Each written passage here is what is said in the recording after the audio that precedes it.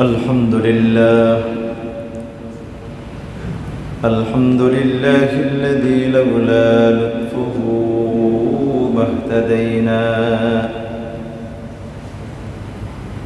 ولولا فضله ما تصدقنا ولا صلينا ولا صمنا ولا ضحينا ونشهد أن لا إله إلا الله وحده لا شريك له لا ضد له ولا ند له ولا مثل له ولا مثيل له ولا شبه له ولا شبيه له ونشهد أن سيدنا وسندنا ومولانا محمدا عبد الله ورسوله الذي نزلت به السكينة عليه أنفسنا وأهلينا فدينا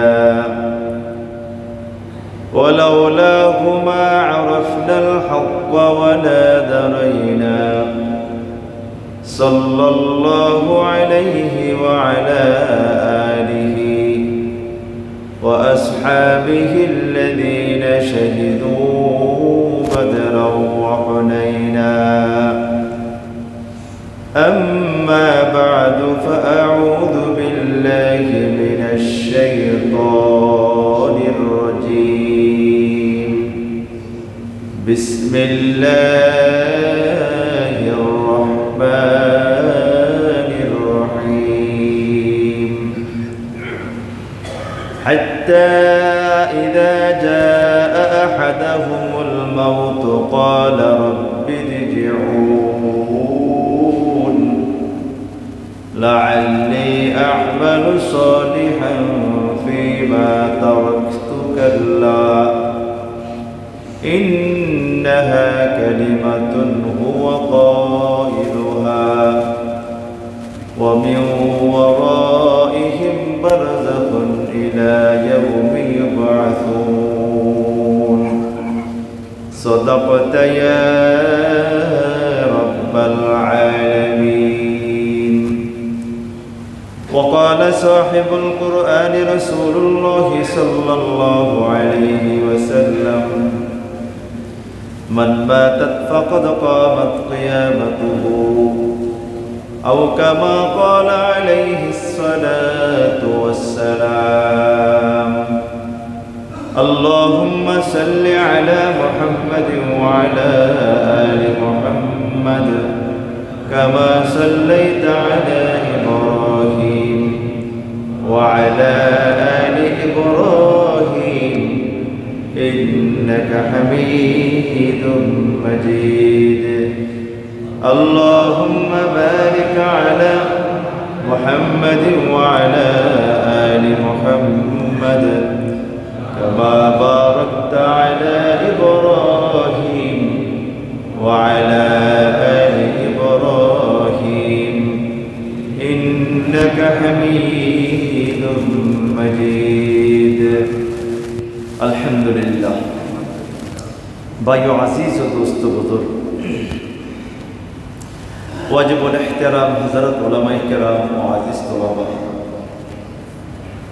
আল্লাহ সুবহানাহু ওয়া তাআলার দরবারে অসংখ্য অগণিত শুকরিয়া জ্ঞাপন করছি যে আল্লাহ সুবহানাহু ওয়া তাআলা রব্বুল করিম, রব্বুল ইজ্জতুল জালাল, মহান মালিক আমাদের মতো নগণ্য কিছু গোলামকে দয়া করে মায়া করে আল্লাহ তাআলা দিনের কিছু বুঝ, কিছু সঠিক কথা বলার এবং শোনার জন্য প্রতিনিয়ত প্রতি জুমাতে আসার এবং বসার তৌফিক দান করছেন।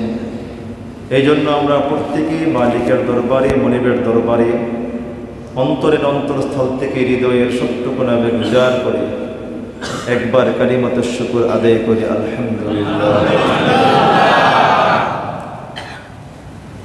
আমাদের ধারাবাহিক আলোচনা চলতেছিল মৃত্যু নিয়ে, নেককারের মৃত্যু এবং বদকারের মৃত্যু। আমি যে আয়াতগুলি তেলাওয়াত করেছি সূরাতুল মুমিনুনের 98 নম্বর আয়াত থেকে আমি 2টি আয়াত তেলাওয়াত করেছি। আরো 7টি আয়াত বাকি আছে। এই 10টি আয়াত, এই 10টি আয়াতের ভিতরে অর্থাৎ 10 নম্বর যে আয়াতটা ক্বালা কসাউ ফিহা ওয়ালা তুকাল্লিমুন, এই পর্যন্ত এই 10টি আয়াতের ভিতরে আল্লাহ তাআলা এক নাফরমান, এক বেঈমান, এক মদখুর, এক সুদখোর, এক জিনাখোর, এক পাপিষ্ঠ যুবক আর যুবতী, অর্থাৎ এক কথাই যে আল্লাহর নাফরমান, নামাজ নাই, রোজা নাই, হজ নাই, যাকাত নাই, দ্বীনের কোনো ফিকিরি নাই, মৃত্যুর কোনো ভয় নাই, মৃত্যুর কোনো প্রস্তুতি নাই, অর্থাৎ এক কথাই যিনি আল্লাহর নাফরমান, এই নাফরমানগুলির যখন মৃত্যু হবে, মরণ হবে, যখন তারা মালাকুল মউতকে দেখবে, যখন তাদের সামনে কবর আযাব ভাসবে, যখন নাকি তারা মালাকুল মউতের ভয়ঙ্কর স্বরূপ দেখবেন, এই তখন এই মানুষগুলি কি বলে চিৎকার দিবেন আল্লাহর কাছে, কি বলবেন? এই কথাটা এই আয়াতের শুরুতে আছে, ক্বালা রাব্বিরজিউন।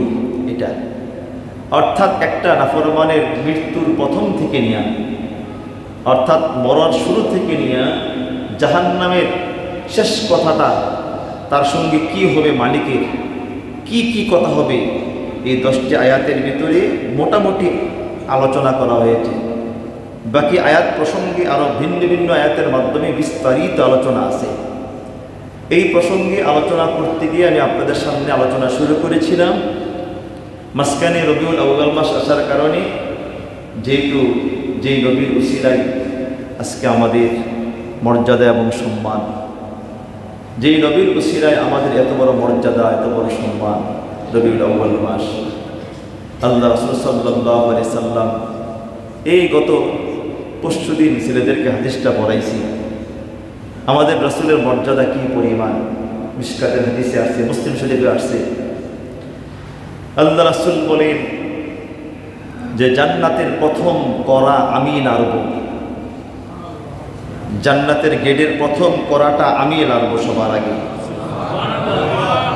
তখন ভিতর থেকে খাজেন যিনি পাহারাদার গেটের, ইনি বলবেন মান আনতা, আপনি কি? তখন বলবেন আনা মুহাম্মদ রাসূলুল্লাহ সাল্লাল্লাহু আলাইহি সাল্লাম, নবী মুহাম্মদ রাসূলুল্লাহ সাল্লাল্লাহু আলাইহি সাল্লাম। তখন খাজান বলবে কদ উমিরতু আলাক, কদ উমিরতু লাক, আপনার জন্য আমাকে আদেশ করা হয়েছে, যখন আপনি আসবেন আমি সঙ্গে সঙ্গে যেন গেটটা করে দিই, আপনার আগে কারো জন্য আমাকে খোলার অনুমতি নাই। আল্লাহ রাসূল বললেন আমার পূর্বে কোনো মানুষ জান্নাতে পা রাখতে পারবে না, আমি সবার আগে জান্নাতে পা রাখবো, উম্মতের ভিতরে সবার আগে আমার উম্মত পা রাখবে।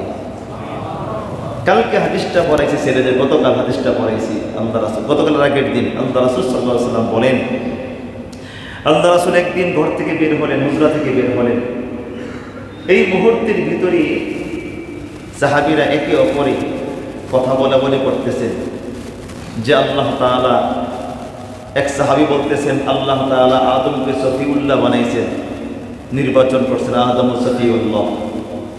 আরেকজন সাহাবী বলতেছেন যে মুসা আলাইহিস সালাম কালিমুল্লাহ, কালাম ও কালিমুল্লাহ, মুসা তো আল্লাহর সঙ্গে সরাসরি কথা বলেছেন। আরেকজন বলতেছেন ইব্রাহিম ও খলিলুল্লাহ, ইব্রাহিম তো আল্লাহর বন্ধু, আল্লাহ ওনার বন্ধু বানাইছেন। আরেকজন বলছেন ঈসা রূহুল্লাহ, ঈসা তো আল্লাহর রূহ এবং আল্লাহর হুকুম, এইভাবে কথা বলতেছেন। এই মুহূর্তে রাসূল আকরাম সাল্লাল্লাহু আলাইহি সাল্লাম এদের সামনে দিয়ে যাইতেছিলেন। আল্লাহ রাসূল তখন সেখানে দাঁড়াইলেন, দাঁড়াইয়া বললেন যে তোমরা একটু আলোচনা করলে, তোমরা যে কথা বলতেছিলে এবং যে তাজ্জুবের কথা বলতেছিলে, আশ্চর্যের কথা বলতেছিলে, এগুলা সব ঠিক, আদম আলাইহিস সালাম সফিউল্লাহ, ইব্রাহিম খলিলুল্লাহ, মুসা কালিমুল্লাহ, ঈসা রূহুল্লাহ, এই সব কিছু ঠিক, কিন্তু শুনে রাখো, সাবধান, আনা হাবিবুল্লাহ, সুবহানাল্লাহ, আনা হাবিবুল্লাহ, আমি আল্লাহর বন্ধু। এর ব্যাপারে হাদিসে লম্বা ব্যাখ্যা লিখছেন যে আদম ইব্রাহিম আলাইহিস সালাম খলিলুল্লাহ, আনা হাবিবুল্লাহ, ইব্রাহিম আলাইহিস সালাম আল্লাহর বন্ধু, আমিও আল্লাহর বন্ধু, কিন্তু দুই বন্ধুর পার্থক্য আছে। খলিল বলা হয় এমন বন্ধুকে যেই বন্ধু সদা সর্বদা ফিকিরে থাকেন কেমন করে আল্লাহর খুশি করা যায়।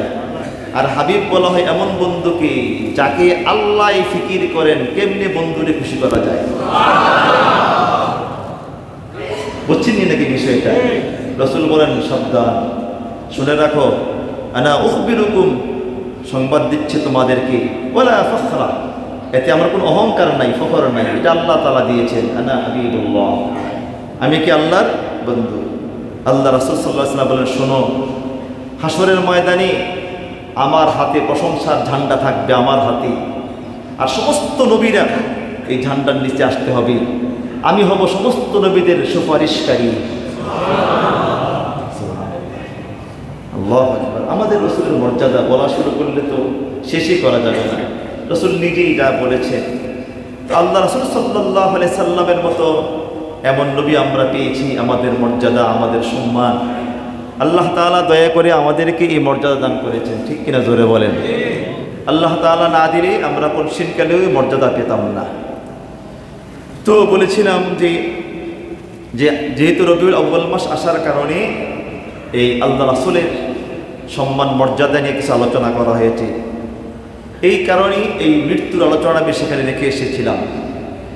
মৃত্যুর আলোচনা করতে করতে করতে করতে আমি একটা পর্যায়ে বলেছিলাম, যারা সব সময় মৃত্যুর ফিকির করেন, মৃত্যুকে স্মরণ করেন, আল্লাহ তাআলা তাকে 3টি পুরস্কার দিবেন। কয়টি পুরস্কার? এর ভিতরে 2টা বলেছিলাম, মনে আছে কিনা আপনাদের জানি না। কয়টি বলেছিলাম? যারা সদা সর্বদা মৃত্যুকে স্মরণ করে, যারা মৃত্যুকে সব সময় ফিকির করে, এদেরকে আল্লাহ তাআলা কয়টি পুরস্কার দিবেন? 3টি পুরস্কার দান করবেন। 1 নম্বরে আতাহুল্লাহু হালাওয়াতাল ইবাদা, 1 নম্বর আল্লাহ তাআলা তাকে ইবাদতের স্বাদ দিবেন।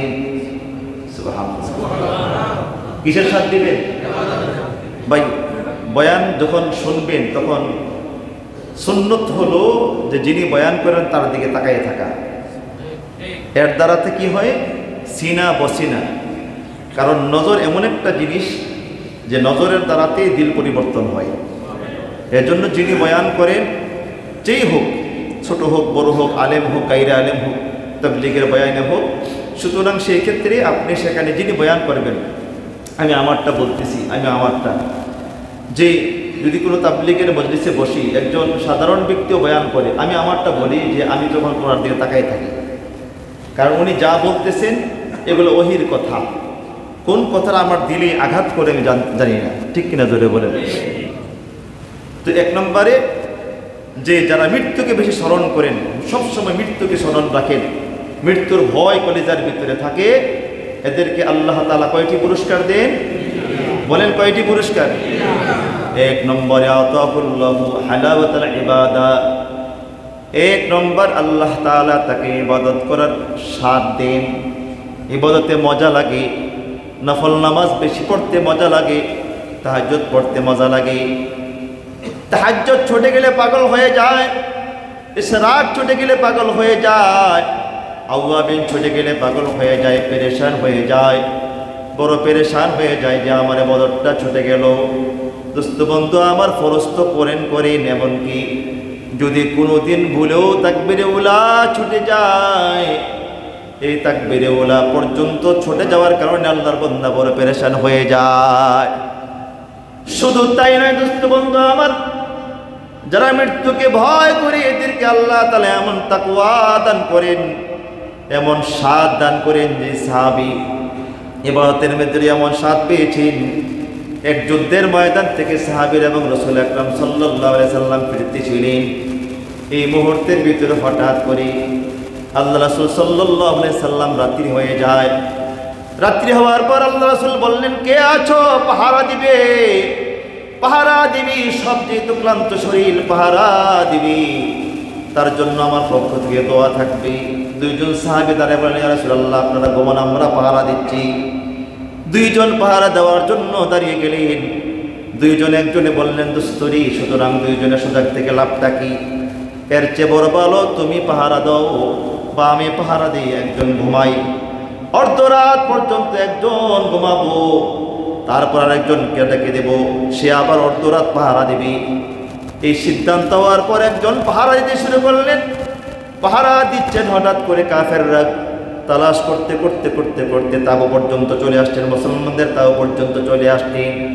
চন্দ্রিমা রাত ছিল, সাহাবী একা একা পাহারা দিচ্ছেন। হঠাৎ করে ভাবলেন, খামাকা শুধু শুধু বসে থেকে লাভ নাই, এর চেয়ে বড় ভালো মালিকের সামনে নামাজের জন্য দাঁড়িয়ে যায়।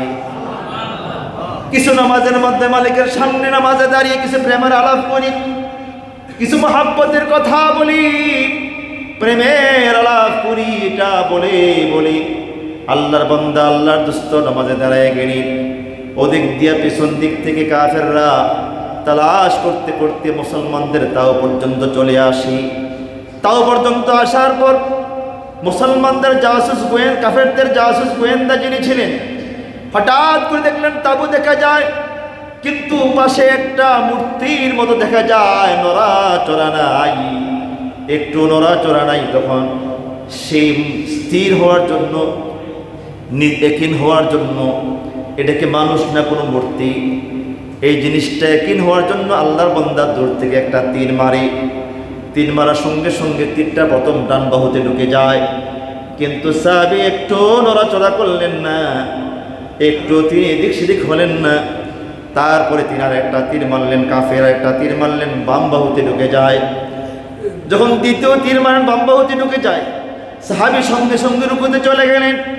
কাফের বুঝতে পারেন মুসলমান পাহারাদার, কাফের দৌড়ে পালাইলেন। সাহাবী দ্রুত নামাজ শেষ করে তার বন্ধু সাহাবী যিনি ঘুমন্ত অবস্থায় ছিলেন তাকে ডাকলেন, বললেন, দোস্তরে দাঁড়াও, আমার তীরগুলা খুলে দাও।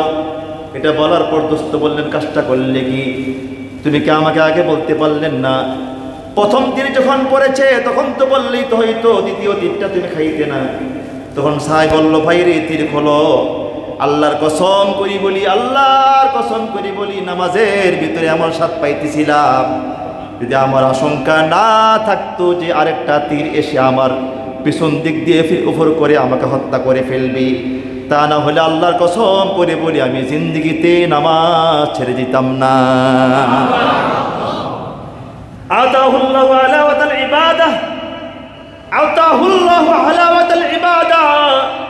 যেই ব্যক্তি মৌতকে ভয় করে, মৃত্যুর ভয় করে, এক নম্বরে বলতে স্বাদ পায়, আজান দেওয়ার লগে লগে এই ব্যক্তি দোকানে থাকতে পারে না, ঠিক কিনা জোরে বলেন? আজান দেওয়ার সঙ্গে সঙ্গে এই ব্যক্তি আর অফিসে থাকতে পারে না, আর সব বন্ধ, কাস্টমার সব বন্ধ, দোকান বন্ধ। কারণ হলো রিজিকের ফায়সালা কে করেন বলেন কি? আল্লাহ। বলেন কি? আল্লাহ বলে, বান্দা ফিস সামাই রিজকুকুম গোলামরিহি, রিজিকের ফায়সালা আকাশ হয়ে জমিনে হয় না। দোস্ত বন্ধু আমার, কোন আল্লাহর বান্দা যদি একিনের সঙ্গে মালিকের গোলামি করে যায়, আল্লাহ বলে, মাইয়াত্তাকিল্লাহা ইয়াজআল লাহু মাখরাজা ওয়া ইয়ারযুকহু মিন হাইসু লা ইয়াহতাসিব। যে আমি আল্লাহকে ভয় করে গুনাহ ছেড়ে দেই, আমি আল্লাহ তাআলা তাকে এমন জায়গা থেকে রিজিক দেব, এমনকি তার মুসিবত থেকে বাঁচার জন্য যতগুলি সহজ পথ আছে সব সহজ পথগুলি খুলে দেব। সুবহানাল্লাহ। এবং আমি আল্লাহ তাআলা তাকে এমন জায়গা থেকে রিজিকের ফয়সালা করব যেখান থেকে রিজিক আসার কল্পনাও সে করতে পারে না। আমার দোস্ত, আমার বন্ধু, যে ব্যক্তি মৌতকে ভয় করে, অনেক অফিসে আসি, অনেক ব্যবসায়িক আছেন, নিজেরা ৫ ওয়াক্ত নামাজ পড়ে কিন্তু কর্মচারীকে নামাজ পড়ায় না। আসি কি আছে না? আসি কি আছে না? এটা তো বড় জুলুম। অথচ এই কর্মচারী বিচারের ময়দানে আপনাকে আটকে দিবে। আল্লাহ রাসূল বলছেন, তোমার অধীনে যারা আছে, যে ব্যক্তির অধীনে কম করে 10 জন লোক আছে, 10 জন লোক তার অধীনে থাকে, এর ভিতরে তার ফ্যামিলি আছে, তার কর্মচারী আছে, আল্লাহ রাসূল বললেন, এই 10 জন ব্যক্তি হয় বিচারের ময়দানে তোমার পক্ষে সাক্ষ্য দিয়ে জান্নাতের ফয়সালা করবে অথবা তোমার বিরুদ্ধে মামলা দায়ের করবে। কথা কয় না? কথা বোঝেন না? আজ থেকে যারা ব্যবসা করেন, যারা ফ্যামিলি আছে 10 জনের যারা মেম্বার, ওয়াদা করেন ইনশাল্লাহ আজ থেকে আমি জেনে শুনে এদেরকে হারামা খাওয়াবো না, নামাজ কাজা করতে দেব না। প্রয়োজনে ব্যবসা বন্ধ হয়ে গেলেও দোস্ত সমস্যা কি দোস্ত, আপনি আমি মরে গেলে পৃথিবীর কিছুই হবে না, পৃথিবী তার গতিতে চলতেই থাকবে দোস্ত। একটা বার ভাবার দরকার, একটা বার ফিকির করা দরকার। আমি আপনি চলে গেলেন, হয়তো 200 কোটি বৎসর পরে, 300 কোটি বৎসর পরে কিয়ামত সংঘটিত হলো, কিন্তু আমি তো আর রইলাম না, আমি তো চলে গেলাম কবরের ভিতরে, আমার তো আর সেখান থেকে ফিরা হবে না। পৃথিবীর মানুষগুলি সবাই স্বর্ণের ঘর বানাইলো, এতে আমরা আসি আর যাই কি, কিন্তু আমি তো চলে গেলাম। ঠিক কিনা জোরে বলেন? আমি তো চলে গেলাম, আমার তো আর ফিরে আসা হলো না। আমার দোস্ত এই জন্য কে কে পাক্কা নিয়ত করতে পারবেন ইনশাআল্লাহ আজ থেকে আমার অধীনস্থ যারা আছে একটাকেও, আল্লাহ তাআলা বললেন ওয়ামুর আহলাকা বিসসালাহ, বন্ধু আপনি আপনার পরিবারকে নামাজের জন্য হুকুম করেন, আদেশ করেন। কিন্তু আজকে আমার চোখের সামনে আমার মেয়ে নামাজ পড়ছে না, আমার স্ত্রী নামাজ পড়তেছে না, আমার ছেলে নামাজ পড়ে না, আমার কর্মচারী নামাজ পড়ে না, অথচ আমি বাঁচার জন্য নামাজ পড়তে যাচ্ছি। কিন্তু দোস্ত মনে রাখবেন, এই কর্মচারী, এই ফ্যামিলি, এই আপনজন আপনাকে হাসরের ময়দানে আটকাই দিবে, আটকাই দিবে। আলহামদুলিল্লাহ আমি তো আমার মেয়ে, এই ছোটো মেয়ে যেটা আছি, যে 13 বছর বয়স চলতেছি, আমি বহুত আগ থেকে, তখন আর 9 বছর বয়স, তখন থেকে তো নামাজের জন্য টাইট। আমি তো ঘরে গিয়েই আগে নামাজ পড়ছো কিনা, ঘরে গিয়েই আগে আমার আহলিয়াকে বলি নামাজ পড়ছো কিনা, আল্লাহর কসম করে বলতেছি আগে নামাজ পড়ছো কিনা। আমার ছোট ছেলে ওমর ফারুক 10 বছর বয়স, নামাজ পড়ছো কিনা। আমার ছেলেকে বলে বাবা নামাজ পড়ছো কিনা ঘরে দেখলে, আমার স্ত্রীকেও নামাজ পড়ছো কিনা। আমার অধীনস্থ যারা আছে, আমার মাদ্রাসা যে ছাত্রীরা থাকে, আমি বলি এরা নামাজ পড়ছে কিনা দেখো, নামাজ পড়ছে কিনা, কারণ কিয়ামতের ময়দানে আমাকেই এরা আটকে দিবে। ঠিক কিনা জোরে বলেন? আল্লাহ তাআলা বলেন কু আনফুসাকুম ওয়া আহলিকুম নারা, তুমি নিজেও বাঁচো আর অধীনস্থ পরিবারকেও জাহান্নাম থেকে বাঁচাও, কারণ হলো নাহিলে এরাই তোমার আটকে দিবে। ঠিক কিনা জোরে বলেন? নামাজের স্বাদ নাই, নামাজে মজা নাই, নামাজ পড়তেছে না দোস্ত, আফসোস পরিতাপের বিষয়, নামাজের কোনো খবর নাই। যারা নামাজ ঠিক হয়ে যাবে তার সমস্ত মুআমালা ঠিক হয়ে যাবে। ঠিক কিনা জোরে বলেন? নামাজ ঠিক হয়ে যাবে, এই জন্য নামাজের স্বাদ নেই। অথচ সাহাবি নামাজ পড়তেছেন, সাহাবি বললেন যদি আমি যদি মরে যাই তাহলে রসুল আঘাত পাবে, সাহাবিরা কষ্ট পাবে, কাফেররা অতিরিক্ত হামলা করবে। যদি এই আশঙ্কা আমার না থাকতো, আল্লাহর কসম করে বলি আমি নামাজের যে স্বাদ পেয়েছিলাম, আমি আমার জীবন চলে গেলেও আমি নামাজ ছাড়তাম না। তো কিতাবী উলামায়ে কেরাম লিখেছেন যে ব্যক্তি মৃত্যুকে ভয় করে, কারে ভয় করে বলেন? মৃত্যুকে ভয় করে। 1 নম্বরে সে কি পাবে বলেন? কিসের স্বাদ পাবে? ইবাদতের স্বাদ পাবে। বাস আজান দিয়েছে, মৌতের ভয় রাখছি, যদি এখন মরে যাই। ঠিক কিনা জোরে বলেন? দোকান বন্ধ, একদম শাটার বন্ধ, বেটা শাটার বন্ধ কর। আমরা তো মনে করি দোকান মনে রিজিক দেয় না। আহারে আমরা খামাখা আসবাবকে আজকে আমরা খোদা মনে করতেছি, আসবাব, কিন্তু আসবাবের যিনি মালিক, বস্তুর যিনি মালিক তারে ভয় করি না, বস্তুকে ভয় করি। যে দোকান বন্ধ থাকলে 3 মাস, আধা ঘন্টা 1 ঘন্টা পর্যন্ত দোকানটা বন্ধ থাকলে যদি আবার ঘুমাইতেছে মনে কেউ, হ্যাঁ কাস্টমার কি যাবে? ছুটে যাবে, কাস্টমার মনে ছুটে যাবে, দোকান বন্ধ করে ঘুমাইলে হইল, কাস্টমার মনে ছুটে যাবে এই বিশ্বাস করে বাস। অথচ আরবের ভিতরে একটা সময় ছিল আজান দেওয়ার সঙ্গে সঙ্গে দোকান বন্ধ, কিন্তু এখন তো বাকি বন্ধ না হলেও তারা চলে যায় নামাজ পড়তে, অনেকে চলে যায়। বাকি অনেকে পুলিশের ভয়ে লুকিয়ে থাকে, নামাজ পড়বে না, পুলিশের ভয় পায়, আল্লাহর ভয় পায় না। আমার দোস্ত বন্ধু আমার যে কথাটা বলতেছিলাম যে এই জন্য নামাজ আগে আগে কি বলেন? নামাজ। আমি একটা ঘটনা বলবো, আপনাদেরকে শুনবেন। মজার এক ঘটনা, হযরত হাসান বসরি রহমাতুল্লাহ আলাইহি তার জমানার এক আশ্চর্য ঘটনা। এক ব্যক্তি 2 বন্ধু ছিলেন। এক বন্ধু 5 ওয়াক্ত নামাজ পড়তেন, হাসান বসরি রহমাতুল্লাহ আলাইহির কাছে মুরিদ হয়েছেন। আর আরেক বন্ধু তিনি দোকানদারি করতেন, মুদি দোকানদার ছিলেন। তো মুদি দোকানদারি করতেন, তো দুইজনের খুব গভীর সম্পর্ক ছিল। তো যে ব্যক্তি দিনদার মুসল্লি, দিনদার বন্ধু বলতেছে, দোস্ত নামাজ পড়, খালি তুই নামাজ পড়, নামাজ এই একবারে বুড়ো তুর হইলি, এই তখন কি করবো, একবারে শেষ বিরলাম নামাজ যা আছে হেরি মানে।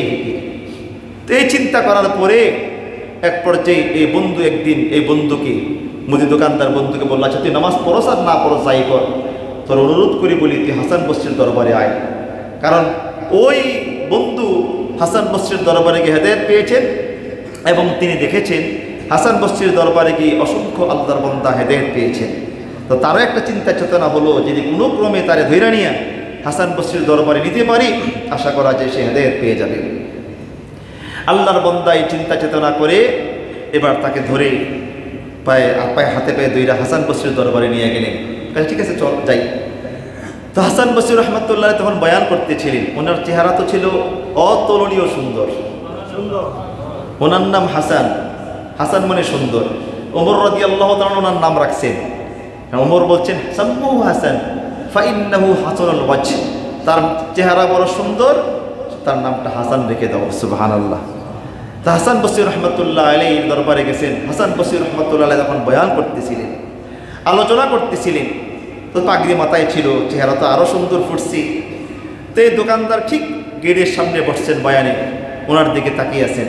তো হাসান বসরিও ওই দোকানদারের দিকে তাকিয়ে আছেন। তো নজরের কারণে এক পর্যায়ে আল্লাহ তাআলা এমন হেদায়েত দিলেন যে দোকানদারের দিল পরিবর্তন হতে শুরু করলো। এক পর্যায়ে দোকানদারের দিল আস্তে আস্তে আস্তে ঘুরতে শুরু করলো। এক পর্যায়ে বয়ানের কারণে চোখ দিয়ে পানি পড়তে শুরু করলো। হায়, আমি এতদিন পর্যন্ত ছিলাম কোথায়, আমি কোথায় ছিলাম এতদিন পর্যন্ত। বয়ান শেষ হওয়ার পরে মুদি দোকানদারকে নিয়ে ওই দুস্থ হাসান বসরির সামনে গেলেন। হাসান বসরির সামনে গিয়ে বলেন, হাসান বসরি হজরত মুঝে বায়াত করে জি, আমাকে বায়াত করে দিন। বায়াত করে মুরিদ করে এলেন।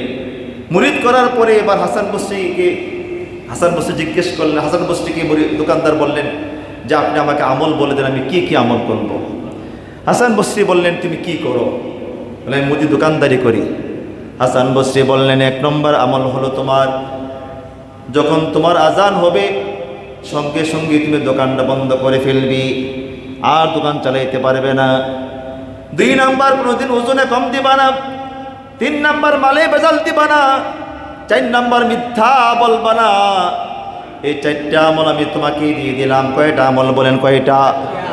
1 নম্বর আজান দিলে দোকান বন্ধ, 2 নম্বর ওজনে কম দিবা না, 3 নম্বরে মিথ্যা বলবা না, 3 নম্বর মালে বেজাল দিবা না, 4 নম্বর মিথ্যা বলবা না। এই 4টা আমল করবা। আল্লাহর বান্দা বলেন, হাসান বসরি হযরত আমি কসমকে বলতেছি যে 4টা আমল আমাকে দিলে একটা আমলের ব্যত্যয় ঘটবে না, পরিবর্তন হবে না। আমি 4টা আমল ঠিক মতো আদায় করে ছাড়বো ইনশাআল্লাহ। এটা বলে আল্লাহর বান্দা চলে গেলেন। আল্লাহর বান্দা গিয়ে এবার দোকানে বসলেন পরের দিন। কিন্তু দোস্ত আল্লাহ তাআলা বলে, বান্দারি যতই ঈমান মজবুত হবে ততই আমি তোমার উপরে একটার পর একটা পরীক্ষা চালাইতে থাকবো। وَلَنَبْلُوَنَّكُمْ بِشَيْءٍ مِّنَ الْخَوْفِ وَالْجُوعِ وَنَقْصٍ مِّنَ الْأَمْوَالِ وَالْأَنفُسِ وَالثَّمَرَاتِ وَبَشِّرِ الصَّابِرِينَ। আল্লাহ বলে, বান্দাগুলা যখন তোমার দিন দিন যখন তোমার আমল বাড়তে থাকবে, আমি আল্লাহর দিকে তোমার পা চলতে থাকবি, ওরে বান্দা শোনো, আমি আল্লাহ তাআলা কিন্তু তোমার উপরে একটার পর একটা মুসিবত ফালাইতে থাকবো, পরীক্ষা করব। আর পরীক্ষার ভিতরে যখন সবর এখতিয়ার করবে আমি আল্লাহ তাআলা তোমার সঙ্গে থাকবো। সুবহানাল্লাহ, জোরে কন্যা। অবাশশিরিস সাবিরিন, যেই ব্যক্তি সবর এখতিয়ার করবে পরীক্ষা পড়ার পর আলহামদুলিল্লাহ বলবে, আল্লাহ বলে তার জন্য সুসংবাদ। তার জন্য কি? জোরে বলেন সুসংবাদ। অবাশশিরিস সাবিরিন। এবার সবরকারী কারা? আল্লাহ তাআলা পরের আয়াতে বলেন, আল্লাযীনা ইযা আসাবাতহুম মুসিবাতুন ক্বালু ইন্না লিল্লাহি ওয়া ইন্না ইলাইহি রাজিউন। আল্লাহ বলে সবরকারী কারা? কারা সবরকারী? আল্লাহ বলে ওই ব্যক্তিরা সবরকারী যখন কোনো মুসিবত আমার পক্ষ থেকে তার উপরে আসে সঙ্গে সঙ্গে সে ঘাবড়ায়া যায় না, পেরেশান হয়ে যায় না, সঙ্গে সঙ্গে বলে দুনিয়া থাকার জায়গা না, এই দুনিয়া গেলেই কি না গেলেই কি আল্লাহ আমার আপন। যেহেতু আমরা আল্লাহ তাআলার কাছে একদিন চলে যাব, ইন্না লিল্লাহ, আমরা আল্লাহর, ওয়া ইন্না ইলাইহি রাজিউন, নিশ্চয়ই আমরা তার দরবারে চলে যাব, তার কাছে চলে যাব। এই কথাটা যখন বলি আল্লাহ তাআলা বলে, আরে হলো সবরকারী। আল্লাহ তাআলা বলে, এবার শোনো, যারা সবর করবে এদেরকে আমি কি দিবে জানো নি? আল্লাহ তাআলা বলে, ইন্নামা ইউওয়াফাস সাবিরুনা বিগাইরি হিসাব, আমি আল্লাহ তাআলা ধৈর্যশীলদেরকে কিয়ামতের ময়দানে বেহিসাব তাকে আমি আল্লাহ তাআলা সওয়াব দিয়ে দেব। বেহিসাব। ইন্নামা ইউওয়াফাস সাবিরুনা বিগাইরি হিসাব। আল্লাহ বলে, গোলাম যারা সবুর এখতিয়ার করবে, ধৈর্য ধারণ করবে, মুসিবতে বললে ভেঙ্গে পড়বে না, না না, আল্লাহ বলে আমি আল্লাহ তাআলা এদেরকে বেহিসাব সওয়াব দিয়ে দিব হাশরের ময়দানে। দোস্ত বন্ধু আমার, সবচেয়ে বেহিসাব সওয়াব কোনটা হলো? যে বিচারের ময়দানে আল্লাহ তাআলা তাকে হিসাব সহজ করে জান্নাতের ফয়সালা করে দেওয়া।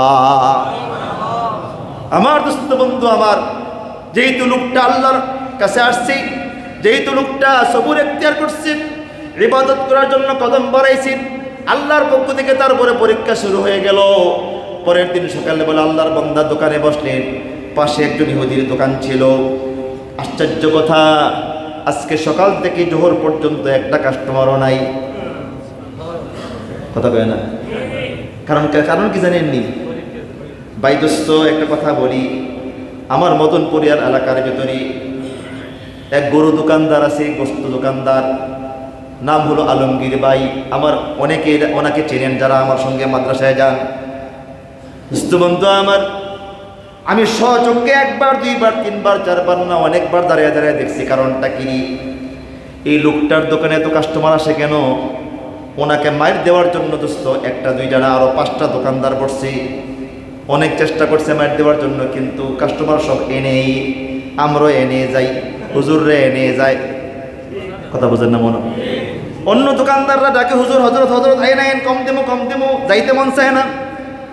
কথা কয় না? এই গত কয়েকদিন আগে আমি ফেনী থেকে আসার পর, সোমবারে সকালবেলা ফেনী থেকে আসার পরে আমি তার দোকান থেকে 2 কেজি গোস্ত নিয়েছি।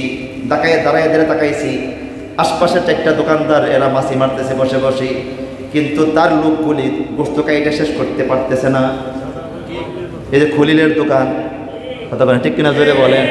দোস্ত বন্ধু আমার, বোঝার বিষয়। আল্লাহ বলে, বান্দা আমি অন্তরের মালিক, আমি অন্তরের মালিক, আমি যাকে দিল ঘুরাই দিই সে তার দিকে যায়। ফকিরাপুর এলাকার ভিতরে দোস্ত অনেক বন্ধু আছেন যারা আল্লাহকে ভয় করে।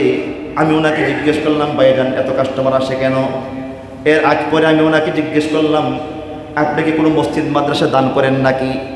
হুজুর করি। তো শুনি না তো, কিন্তু উনি গোপনে গোপনে দান করেন বেশি, কারোকে প্রকাশ করে বলেন না। দোস্ত বন্ধু আমার, আমি একবার টাকা চেয়েছিলাম মাদ্রাসার জন্য, বললো হুজুর কত টাকা লাগবে? আমি বললাম 1 লাখ টাকা লাগবো। পর সঙ্গে 1 লাখ টাকা দিয়ে দিয়েছে এই দোকানদার। দোস্ত বন্ধু আমার, এমনকি মাদ্রাসার ব্যাপারে অনেক স্যার মাদ্রাসার গোষ্ঠীর জন্য আসলে অনেক ভালো ভালো গোষ্ঠ দিয়ে দেয়, তালিম ইলম খাবি। দোস্ত বন্ধু আমার, উলামা একরাম তার জন্য দোয়া করেছেন, আল্লাহ তাআলা তার ব্যবসায় বরকত দিয়ে দিয়েছে। অন্যরা 2টা দোকানদার মিলে একটা গরু বিক্রি করতে খবর হয়ে যায়, কিন্তু উনি 5টা, 7টা, 8টা, 10টা গরু জবাই করে শেষ করতে পারে না। আমার দোস্ত বন্ধু আমার, বলেছিলাম রিজিকের ফয়সালা কোথায় হয়? জোরে বলেন কোথায়? অন্তরের মালিক কে? আল্লাহ। অন্তরের মালিক আল্লাহ। কথাটা একটু ভালো করে বোঝেন দোস্ত, বড় ফায়দা হবে। এবার দোস্ত আল্লাহর বান্দা সকাল থেকে জোহর পর্যন্ত তাকায় দেখলেন একজন কাস্টমারও আসে না। লম্বা সময় পর্যন্ত বসে আছেন, কিন্তু সব কাস্টমার ইহুদির দোকানে চলে যায়। তার আগের কাস্টমার, পুরাতন কাস্টমার সহ ইহুদির দোকানে চলে যায়। আল্লাহর বান্দা বসে বসে জিকির করতেছে। আবার হুজুর তো তার সবক দিছি, জিকির করবা, জবানকে কোনোদিন তুমি খালি রাখবা না। আল্লাহর বান্দা তাসবিহ হাতে নিয়ে লা ইলাহা ইল্লাল্লাহ জিকির করতেছি। এই মুহূর্তের ভিতরে হঠাৎ করে দোস্ত বন্ধু আমার, আল্লাহর বান্দা তাকায় দেখলেন কাস্টমার সব সেই দোকানে চলে যাচ্ছে, একটা কাস্টমারও তার দোকানে আসে না। আল্লাহর বান্দার কোনো আফসোস নাই, কোনো দুঃখ নাই, কষ্ট নাই, ব্যথা নাই।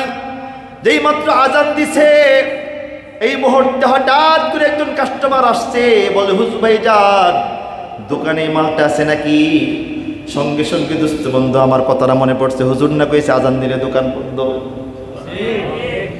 আল্লাহর বান্দা বলে, ভাইজান আমি একটা মালও বিক্রি করব না, একটু দাঁড়ান, হয় আমার সঙ্গে মসজিদে চলেন অথবা আপনি সবর করেন, দাঁড়ান, আমি নামাজ পড়ে এসে তারপরে আপনাকে মাল দেব, সদাই দেব। এটা বলার পর দোস্ত লোকটা দাঁড়াইলেন না, ইহুদির দোকানে চলে গেলেন, লোকটা শাটার বন্ধ করলেন, ইহুদি পুরা দৃশ্য দেখলেন। ইহুদি এবার বলে, আল্লাহ, সারাদিন তো তার দোকানে কাস্টমার আসলো না, যাও নামাজের সময় আসছে, এটারও সে সদাই দিল না। আল্লাহ নামাজের সময়ের জন্য তার দোকানে কাস্টমার দেবে না। দেখতেছেন কি আল্লাহ। দোস্ত বন্ধু আমার নানার বাড়ির গল্প না, বাস্তব ঘটনা শুনে দিচ্ছে আপনাদের কি। আল্লাহর বান্দা মসজিদে চলে গেলেন, যেহেতু মৌতের ভয় তার দিলে কাজ করছে, মরে যাবো একদিন, থাকবো না দুনিয়াতে। দোস্ত আজকে তার জীবনের প্রথম নামাজ জোহরের।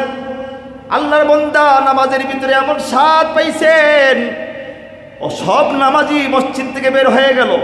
আল্লাহর বান্দা নামাজ শেষ করার পরে হাত তুলে নামাজের দোয়ার ভিতরে এমন স্বাদ পাইছেন, মজায় লাগতেছে, অতীতের গুণাগুলি স্মরণ পড়ছে, চোখ দিয়ে টপ টপ করে পানি পড়তেছে। আল্লাহ, জীবনে অনেক গুনাহ করেছি, মালিক রে আমারে তুমি মাফ করে দাও আল্লাহ, আমি তো বুঝি নাই জীবনে অনেক অন্যায় করেছি, অপরাধ করেছি। চোখ দিয়া টপ টপ টপ টপ করে পানি পড়তেছে।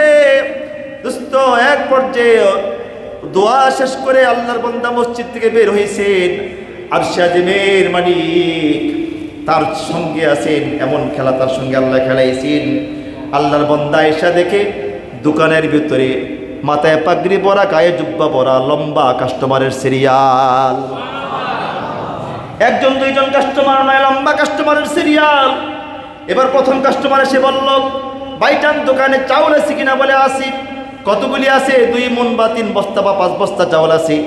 সবগুলি আমাকে দিয়ে দেন, দাম কত? বলে এত, নিয়ে আনেন। আরেকজন কাস্টমার আসছে, ডাইল আছে কিনা? আছে। কতগুলি? এতগুলি। সব আমার এই দেন, দাম কত? বলে এত, নিয়ে যান। এমনি বলতে বলতে বলতে বলতে কিন্তু ইহুদি আশ্চর্য দেখলেন, কিরি যে ভদ্র কাস্টমার, ধাক্কা ধাক্কি নাই, পারাপারি নাই, সিরিয়ালভাবে যাইতেছে, খুব ভদ্র। এমন ভদ্র কাস্টমার দুনিয়াতে দেখা যায় না। সব তো সিরিয়ালভাবে দাঁড়িয়ে আছে। এক পর্যায়ে দোকানের সব মাল শেষ, আর নাই, কিন্তু কাস্টমার এখনো বাকি আছে। এবার বেচারা বললেন, ভাইজান আমার মাল নাই, আমি আবার মাল আনবো, আগামী দিন আপনারা আইসেন। এবার সমস্ত দিনার দিরহাম যা আছে সবগুলি আল্লাহর বান্দা থলিয়ার ভিতরে ঢুকাইয়া কাঁধে করে রওনা দিয়েছেন, পিসাবের দরবারে যাবেন। কিন্তু আল্লাহ তাআলা কাশফের মাধ্যমে হযরত হাসান বসরি রাহমাতুল্লাহ আলাইহিকে সব দেখাই দিয়েছেন। ইলহাম হয়ে ইলহাম কাশফের মাধ্যমে দেখাই আল্লাহ তাআলা। দোস্ত এই দৃশ্য তিনি আগেই দেখে ফেলেছেন। এটা দেখার পর যখন দোকানদার খুশিতে আত্মহারা হয়ে, আনন্দে আত্মহারা হয়ে হাসান বসরির সামনে গেলেন, যাওয়ার সঙ্গে সঙ্গে সালাম দিয়ে মুখ খুলবেন। হাসান বসরি বললেন, বাবারে বলার প্রয়োজন নাই, দরকার নাই, তোমার সঙ্গে মালিকের কে মুআমালা হয়েছে সব আল্লাহ তাআলা কুদরতি ফায়সালা আমাকে দেখাই দিয়েছি। আল্লাহর বান্দারে, তোমার আমলটাকে আল্লাহ তাআলা তো পছন্দ করেছেন। আল্লাহ তাআলা দুনিয়ার কোনো কাস্টমার দিয়া তোমাকে সম্মানিত করতে চায় নাই, আল্লাহ তাআলা ফেরেশতাদেরকে মানুষ বানায়া দুনিয়াতে পাঠাইয়া তোমাকে সম্মানিত করেছে। আমার দোস্ত বন্ধু, আমার এই জন্য আল্লাহর বান্দা অনুরোধ করে বলি, যাদের দোকান আছে, ব্যবসা আছে, অনুরোধ করে বলি নামাজ ছাড়ব না ইনশাআল্লাহ। অধীনস্থ যারা আছে ব্যবসা গোল্লা যাক, কারণ এই ব্যবসা আমার কবরে যাবে না, ঠিক কিনা জোরে বলেন। কারণ দোস্ত বন্ধু, আমার ব্যবসা আমার সঙ্গে যাবে না। কত মানুষ তো রিক্সা চালায়ও আনন্দে আছে, আমি তো কোটি টাকার মালিক, আমার হয় না কেন? আমার সে পেট পড়ে না, ঠিক কিনা জোরে বলেন। দোস্ত বন্ধু আমার, আল্লাহর বান্দা এবার এই অবস্থার মাঝখানে যে কথা বলতেছিলাম, যে কথা ওয়াদা করাইতেছে আপনাদেরকে, ইনশাল্লাহ যাদের অধীনে লোক আছে, যার অধীনে কর্মচারী আছে, ইনশাল্লাহ কে কে পারবেন ইনশাল্লাহ আজ থেকে পাক্কা ওয়াদা করতে হুজুর ইনশাল্লাহ। এখন থেকে আমি তো পড়বই পড়বো, আমাদের অধীনস্থ পরিবার যারা আছে সবাইকে নামাজ পড়াবো। এটা কে কে পারবেন? এটা হাত তুলে দেখান তো ইনশাল্লাহ।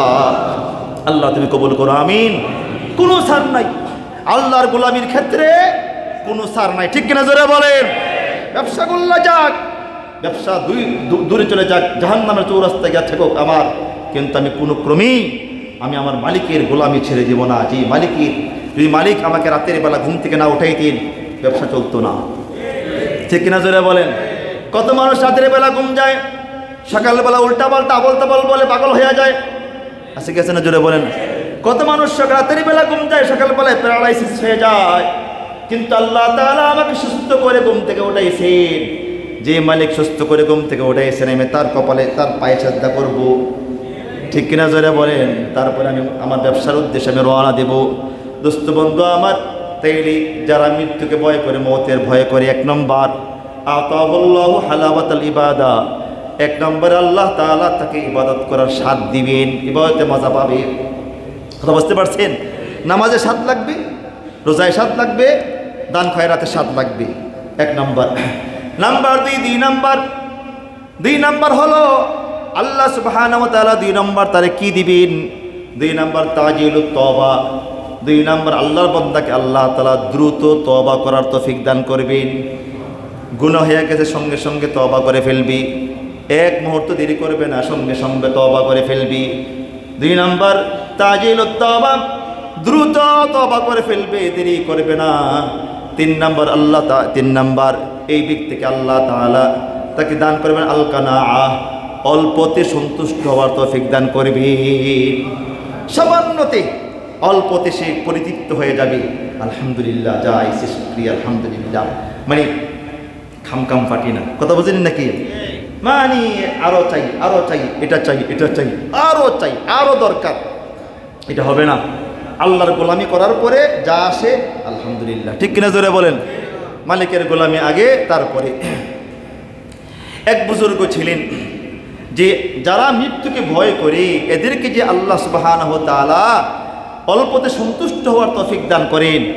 আর যাদের অল্পতে সন্তুষ্ট হয় না, যারা, এরা জীবনে পেরেশানি দূর করতে পারে না, ঠিক কিনা? জোরে বলেন।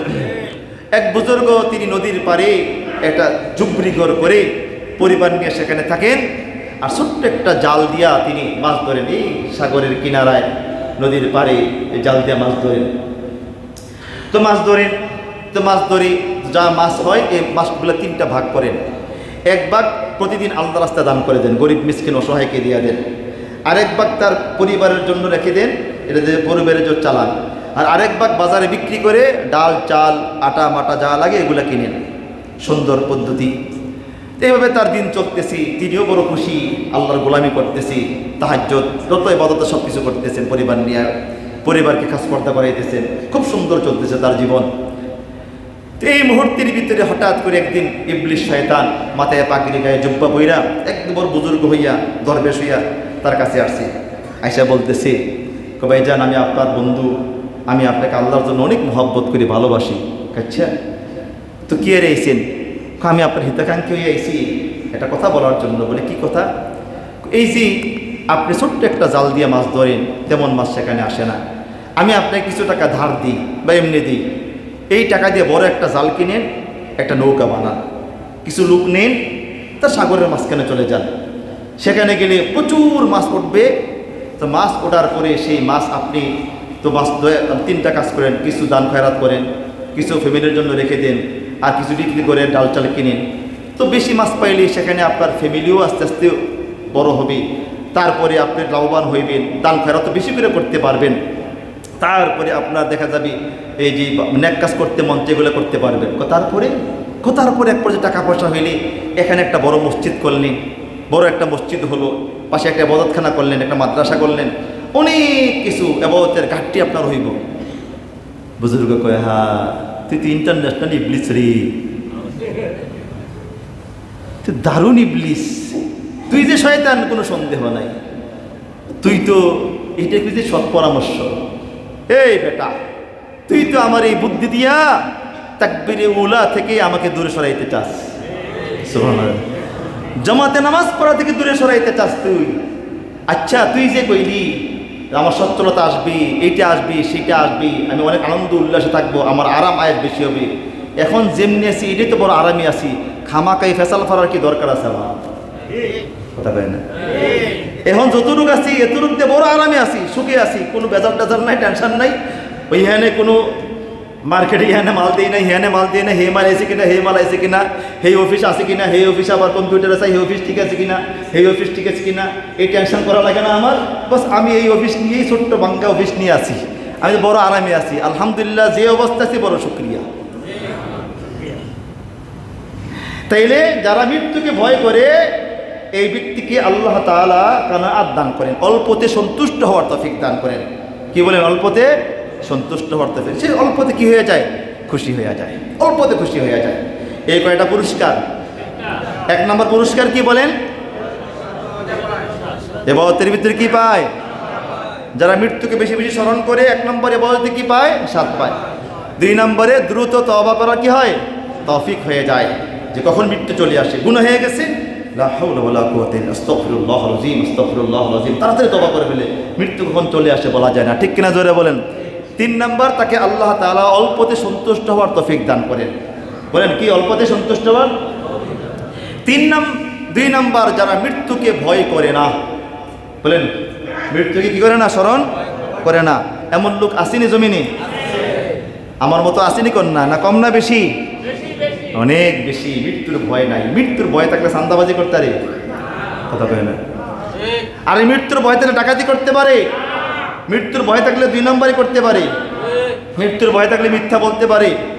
মৃত্যুর ভয় থাকলে খুন করতে পারে, ধর্ষণ করতে পারে, মোবাইলের ভিতরে উল্টা পাল্টা ছবি দেখতে পারে মৃত্যুর ভয় থাকলে। না দোস্ত, না না, থাকতে পারে না। মৃত্যুর ভয় থাকলে এগুলা করতে পারে না। তো যে ব্যক্তির দিলে মৃত্যুর ভয় থাকবে না, তাকে আল্লাহ তাআলা 3টা শাস্তি দিবেন। কয়টা শাস্তি বলেন? এই দুনিয়াতে 3টা শাস্তি দিবেন। 1 নম্বরে তাসবিবুত তওবা। 1 নম্বরে সে তওবায় দেরি করবে, তওবায় বিলম্ব করবে, তওবা দ্রুত নসিব হবে না। একটু পরে, একটু তাসবিব মানে একটু পরে। বলেন তাসবিব অর্থ কি? বলেন একটু পরে, এই হইব, এই হইতেছে, এই তো করব, এই তো 5 মিনিট আছে, আর 10 মিনিট আছে, এই আরো সময় আছে, একটু পরে আরো গড়ির দিকে তাকায়, এই বারবার তাকায় গড়ির দিকে। হাদিসে আসছে, এই গত সপ্তাহে আমার হাদিসে আল্লাহ রাসূল বলেন, মুনাফিক কারা জানো? মুনাফিক হলো ওরাই যারা আসরের নামাজের সময় সূর্যের দিকে তাকায় থাকে, বসে থাকে। কোন দিকে তাকায়? আছে এখনো সূর্য আছে, এই আরেকটু কাজ বাকি আছে, একটু কাজ বাকি আছে, করতে করতে করতে করতে করতে করতে যখন নাকি সূর্য ডুবে ডুবে ভাব, এই তখন দৌড়িয়া নামাজে যায়। গিয়ে কোনো ক্রমে রাসূল বলছেন 4টা ঠোকর লাগায়। কয় ঠোকর? কথা কয় না। আসরের নামাজে সেজদা কয়টা? তো রাসূল বলছেন 4 ঠোকর। এখানে সেজদাও কয় নাই, ঠোকর লাগায় কয়টা? 4টা। কেন? তখন সে দ্রুত, মানে 2 সেজদার 1 সেজদা, বুঝেন না মনে হয়? তো 2টা মিল্লা কটা হইল? 1টা। আল্লাহ রাসূল বলেন দ্রুত 4টা ঠোকর লাগায়। রাসূল বললেন, যারা এই সমস্ত নামাজে দেরি করে তারা হলো মুনাফিক। তারাকে জোরে বলেন দোস্ত, মুনাফিক।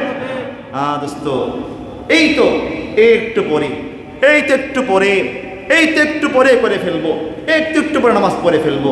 এই আহারে, এই মাত্র মানা বয়স হইল, মাত্র না যৌবন আসলো, মাত্র 28 বছর, মাত্র 30 বছর, আর কয়েকদিন পরে বিয়া করবো, আর কয়েকদিন পরে বিয়া করবো, কয়েকদিন পরে বিয়া করবো। বিয়া করতে করতে আফসোসের বিষয় হলো, আফসোস দোস্ত, 33, 35, 36 বছর হয়ে যায়। আমার বহুত মুসল্লি এখানে আছে এখনো, হয়তো যে এমন কোনো মাস না যায় না আমার কাছে গিয়া কই, হুজুর মেয়েটার বিয়ে হয় না, বয়স কত? কই 32। আরে বাস্তব কথা বলতেছি দোস্ত। তো আগে বিয়ে দেন নাই কা? লেখাপড়া করছে তো, ম্যাচুরিড হয় নাই।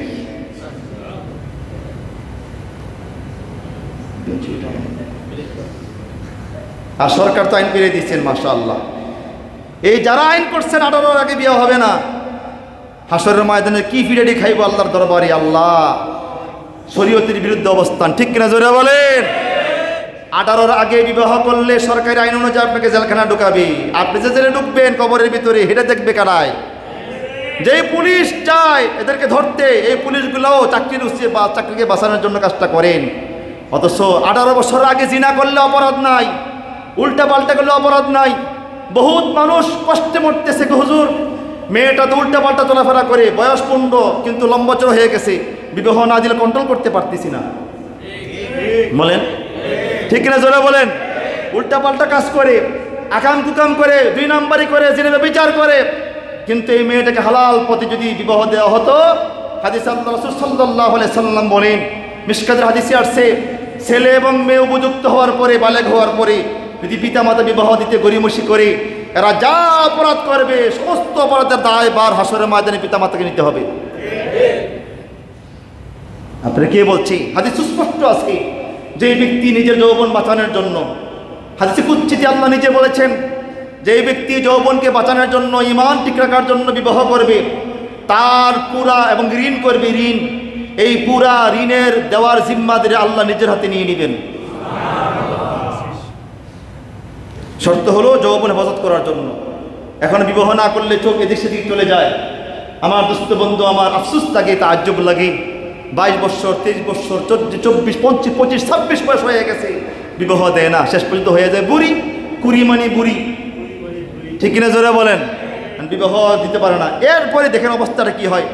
তারপর বিবাহ হইল, ছেলের বয়স 45 আর মেয়ের বয়স 32 33 বা 28। সেক্ষেত্রে সমস্যা বাদে কি, এখন এদের মাঝখানে যে স্বামী স্ত্রীর যেই আল্লাহ তাআলা নেয়ামত দান করেছেন শারীরিক যে চাহিদা, এটা আস্তে আস্তে ম্লান হয়ে যায়। দাম্পত্য জীবনে শুরু হয় কলহ। আপনারা জানেন, আমাদের কথা না, পত্রিকার রিপোর্ট, যে শহর এলাকায় প্রতি বছর হাজার হাজার ডিভোর্স হচ্ছে, হাজার হাজার, বিবাহের 1 মাসের মাথায় 2 মাসের মাথায়। কিন্তু আফসোসের বিষয়, বলেন এই পর্যন্ত কোন উলামায়ে কেরামের মেয়ে আর ছেলের মাঝখানে বিবাহ বন্ধনে ভাঙছে? একটা প্রমাণ আমরা দেখান। আমার দোস্ত, আমার বন্ধু, সুন্নতের বাইরে যখন কাজ করবেন তখনই গজব সেখানে নাজিল হবে, কোনো সন্দেহ নাই। তাসবিহ তাওবা, তাওবা দেরি করবি, যে কোনো আমল করতে দেরি হয়ে যাবে, সে নেক কাজ করতে দেরি করবি, নেক কাজের আগ্রহ হবে না। তারপরে দেখেন আরেকটা বিষয় বলে ফেলি, আপনারা বললে যে এই যে হজের বিষয়টা, আমি বারবার আপনাদের গুরুত্ব সহকারী বিষয়টা বলি, এটা সাধারণ মনে করেন না দোস্ত। আপনি আমাকে জাটিয়ে ভাবেন, এটা আপনার ব্যাপার। আপনি যদি হজরত থানভী রহমতুল্লাহের কাছে, পাকিস্তানের হজরতের কাছে মুফতি রশিদ আহমদ লদিয়ানবী রহমতুল্লাহর কাছে গেছেন, আমার দাদা পীর পাকিস্তানের যিনি, তো বলছে হুজুর অমুক লোক আপনার বিরুদ্ধে শিকায়ত করে, অভিযোগ করে, উল্টা পাল্টা বলে, খুব আপনার ব্যাপারে উল্টা পাল্টা মন্তব্য করে। আলহামদুলিল্লাহ, আমার জন্মটাই সার্থক। কারণ হইল যে আমার কারণে এক ব্যক্তি আমার গীবত শিকায়ত করে, সে মজা পাইতেছে, শান্তি পাইতেছে। কথা বোঝেন নাই মনে হয়? আল্লাহওয়ালাদের মেজাজ দেখেন কি, যে এক ব্যক্তি আমার সমালোচনা করে কি পাইতেছে? শান্তি পাইতেছে, মজা পাইতেছে। আমার জন্মটাই কি সার্থক, আলহামদুলিল্লাহ। এটা আপনার ব্যাপার। সমালোচনা করা এতে ফায়দা আপনার নাই। যার সমালোচনা করবেন তার গুণাগুলো আপনি নিয়ে যাচ্ছেন। তো এই ব্যক্তি বসে বসে খামাখা তওবা ছাড়ায় তার গুনাহ মাফ হইতেছে, তো লাভ তো বেশি। তো যেই কথাটা বলতেছি দোস্ত বন্ধু আমার, যে হজের যে বিষয়টা, আগামী মাসের 12 তারিখ লাস্ট ডেট। আপনারা জানেন সৌদি গভর্নমেন্ট পুরাপুরি একদম সিদ্ধান্ত দিয়ে দিচ্ছেন, অক্টোবরের 12 তারিখের পরে কোনো ব্যক্তির নিবন্ধন কাজ হবে না।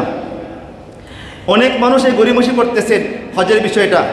দেখেন, নামাজ না পড়লে কাফের হয়ে মারা যাবেন, এটা কোনো হাদিস কোরআনে নাই। যাকাত না দিলে কাফের হয়ে মারা যাবেন, এটা হাদিস কোরআনে নাই। কিন্তু দোস্ত, রোজা না রাখলে কাফের হয়ে মারা, হাদিস কোরআনে নাই। কিন্তু হজ না করে মারা গেলে কতগুলি শাস্তি। 1 নম্বর কথা হলো, আল্লাহ রাসূল বলছেন যে ব্যক্তির উপর হজ ফরজ হলো, হজ করলো না, সে মারা গেল, সে ইহুদি হয়ে মারা গেল না খ্রিস্টান হয়ে মারা গেল এটা আমি জানি না, তবে সে মুসলমান হয়ে মারা যায় নাই। 2 নম্বর বিষয় হলো, আল্লাহ রাসূল সাল্লাল্লাহু আলাইহি ওয়াসাল্লাম বলেছেন যে এই ব্যক্তির হজ ফরজ হলো, আজকে কালকে পরশু তরশু করতে করতে হঠাৎ করে মরে গেল। অনেকে আছেন পেনশনের অপেক্ষায় আছেন, পেনশন পাইবেন, তারপরে আপনি পেনশন পর্যন্ত বাঁচবেন, এই গ্যারান্টি দিল কে? নাকি মালাকুল মউত কইছে তুই চিন্তা করিস না, আমি ওই সময় ধরে নেবো, এটা কইছে নাকি আপনারা? নাকি অত সুস্পষ্ট মাসালা যে ব্যক্তির উপরে এই পরিমাণ সম্পদ অতিরিক্ত থাকে, যেই সম্পদ বিক্রি করলে যেই সম্পদ তার কাজে লাগে না। যেমন মনে করেন আপনি সরকারি চাকরিজীবী বা আপনার দেশের বাড়িতে অনেক সম্পদের মালিক, আপনি এই জমি জমা আপনার কাজে লাগে না, এমন লোক আছে না? আরে আছে কিনা জোরে বলেন? আছে। যদি ওই সম্পদগুলি বিক্রি করলে আপনি হজে যাওয়ার মতো টাকা হয়, সঙ্গে সঙ্গে হজ করা ফরজ। তারপর জিবি ফান্ড, এটা প্রয়োজনের অতিরিক্ত, কল্যাণ ফান্ড প্রয়োজনের অতিরিক্ত, যদি এই টাকাটা হজের পরিমাণ টাকা হয়, জিবি ফান্ডের টাকা উঠাইয়া হজ করা ফরজ। আপনার খবর আপনি চাইবেন। আল্লাহ রাসূল এই বছর আমি হজের সফরে কিতাব মোতালা করতে করতে, হজের মাসাইল দেখতে দেখতে এক পর্যায়ে হাদিস দেখতে অবাক হয়ে গেছি গা, এটা আমার আগে জানা ছিল না।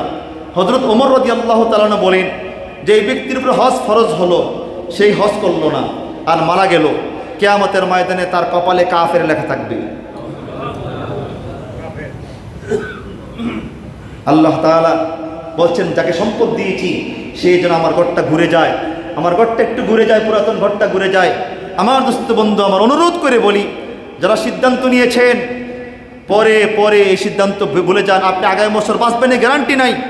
আপনি যেখানে মন চায়, যার সাথে মন চায়, আমি বন্ধু হয়ে বলতেছি দোস্ত, হজ কাজ শেষ করে ফেলেন। এটা ফরজ ইবাদত, এটা শরীয়তের 5টা ফরজের কি কথা কয় না, 5টা ফরজের কি। আপনি যেই এলাকায় থাকেন, যার সঙ্গে মন চায়, যার সঙ্গে আপনার পছন্দ হয়, আপনি তার সঙ্গে চলে যান। এই ফরজ বিধানটা এই আজকে কালকে পরশু তরশু, এটা কার ধোঁকা বলেন? কার ধোঁকা? জোরে বলেন। শয়তানের ধোঁকা। আমার দোস্ত বন্ধু আমার, আল্লাহ সুবহানাহু ওয়া তাআলা আমাদের সবাইকে যেন মৃত্যুর ভয় বেশি করার তৌফিক দান করে। সকালে বসে বলে আমিন। আমার দোস্ত তাইরে 1 নম্বর শাস্তি কি? তাসবিবুত তাওবা। 1 নম্বর, যারা মৃত্যুকে স্মরণ করে না, মৃত্যুর ভয় যার দিলের ভিতরে নাই, 1 নম্বর হলো এই ব্যক্তি সহজে তওবা করবে না, সহজে নেক কাজ করবে না, সহজে ভালো কাজ করবে না। মাত্র জুয়ান হইছি, এখন হুন্ডার পিকআপ টানার দরকার কথা কয় না? দেখেন না মাঝে মাঝে হুন্ডার পিকআপ টানে কেমনে কথা কয় না? আর দেখেন কিনা জোরে বলেন না। পিকআপ কি মারে মা, হে যে পাগল, হে নিজেও জানে না। তারে দেখে যে মানুষ হাসে, এটাও সে বোঝে না। টানতেছি কি, আর পিছে যদি কোনো গিয়ার বসে, বোঝেননি? গিয়ার পিছে যদি কোনো গিয়ার বসে তো সারছি। অর্থ গিয়ার যে কত হাই স্পিড আছে, আল্লাহ কি যে করে গিয়ার শুদ্ধ লড়ে। আমার দোস্তের বন্ধু আমার, আফসোসের বিষয় হলো এই জুয়ান কাল বিচারের ময়দানে قال رسول الله صلى الله عليه وسلم لا تزال قدم ابن آدم حتى يسأل عن 5: عن عمره فيما أفناه، وعن شبابه فيما أبلاه، وعن ماله من أين اكتسبه وفيما أنفقه، وماذا علم فيما علم، أو كما قال عليه الصلاة والسلام। আল্লাহ রাসূল বলেন কিয়ামতের ময়দানে 5টা প্রশ্নের উত্তর না দিয়ে আদম সন্তান 1 কদমও এদিক সেদিক হতে পারবে না। 1 নম্বর, আন উমরি ফিমা আফনাহু। 1 নম্বর প্রশ্ন হলো, গোলাম আমি আল্লাহ তাআলা তোমাকে হায়াত দিয়েছিলাম, হায়াতটা কোন কাজে খরচ করেছিলি? 2 নম্বর প্রশ্ন হলো, ওয়া আন শাবাবিহি ফিমা আবলাহু। 2 নম্বর, তোমাকে আমি আল্লাহ তাআলা যৌবন দিয়েছিলাম, যৌবনকাল কোন কাজে খরচ করেছে বলো? দোস্ত, দর জওয়ানি তওবা কা দম শওয়ায়ে পয়গম্বরি, ওক্তি পীরি গেরগে জালিম মিশাওয়াদে পরহেজগারি। अरे जालिम न हो गाफिल, तुझे दुनिया को छोड़ना है, एक दिन रब के सामने अपनी चेहरा दिखाना है, एक दिन रब के सामने अपना चेहरा दिखाना है। अरे जालिम न हो गाफिल, अरे जालिम न हो गाफिल, दुनिया छोड़ना है, एक दिन अपने रब के सामने चेहरा दिखाना है, एक दिन अपने रब की सामने चेहरा दिखाना है। আল্লাহ আমাদের সবাইকে যৌবনকাল তোমার গোলামিতে কাটার তৌফিক দান করো। সকলে বলে আমিন।